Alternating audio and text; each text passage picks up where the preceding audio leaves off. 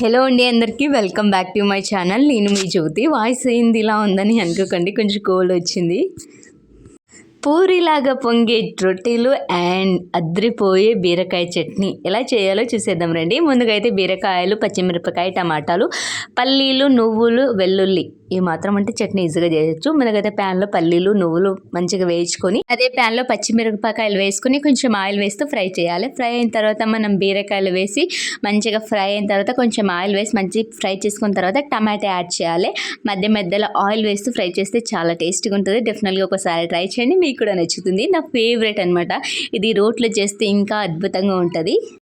మీకు ఒకసారి అవైలబుల్గా ఉంటే ట్రై చేయండి. మొత్తం మంచిగా ఫ్రై అయిన తర్వాత తీసి చల్లగైన తర్వాత మిక్సీ పట్టేసుకోవాలి. పల్లీలు, నువ్వులు, పచ్చిమిరపకాయలు ముందు పెట్టి ఆ తర్వాత బీరకాయ, టమాటా వేసి బరకగా చేసుకుంటే అద్రిపోతుంది. తాలింపు వేసుకొని వేడి అన్నమైనా, రొట్టె అయినా, చపాతీ అయినా దేని కాంబినేషన్లో అద్రిపోతుంది. డెఫినెట్గా ట్రై చేయండి. అండ్ వీడియో ఎలా అనిపించిందో డెఫినెట్గా కామెంట్ చేయండి. అండ్ రొట్టెలకు వెళ్ళిపోదామా? రొట్టెలు చేద్దాం రండి. నా ఫేవరెట్ రొట్టె చట్నీ ఉంటే ఈజీగా అసలు రైస్ తిననండి నేను. నైట్ పూట 2 రొట్టెలు తినేస్తా అయిపోయి.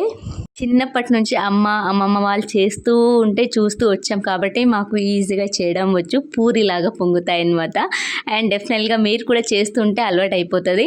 అండ్ చాలా హెల్దీ అండి రొట్టెలు. మేమైతే చపాతీలు తక్కువ, రొట్టెలు ఎక్కువ తింటాం మా ఇంట్లో. మార్నింగ్ ఒక రొట్టె తిని ఇంత అన్నం తింటే చాలండి, కడుపు నిండిపోతుంది.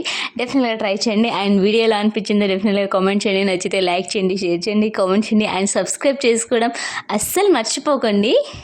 మళ్ళీ ఒక మంచి రెసిపీతో, మళ్ళీ మంచి వీడియోతో మేము ఉంటాం. అలా బాయ్, కలుద్దాం మళ్ళీ వీడియోతో.